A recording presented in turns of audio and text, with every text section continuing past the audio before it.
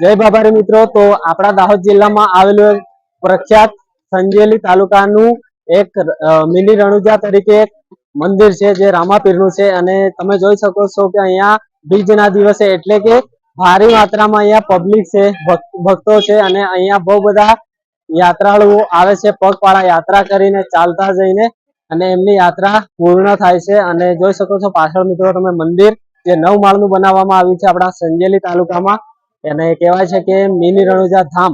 તો મિત્રો બહુ બધા લોકો તો જે ભક્તો રાજસ્થાન એટલે કે મોટા રણુજા નથી જઈ શકતા એ આપણા સંજેલી ધામે આવીને એમની મનોકામના માનતાઓ પૂરી કરે છે. અને આજે અમે સવારથી સેવામાં છીએ તો બહુ બધી પબ્લિક આવી છે, બહુ બધા ભક્તો આવ્યા છે, તો એમની સેવામાં અમે હતા.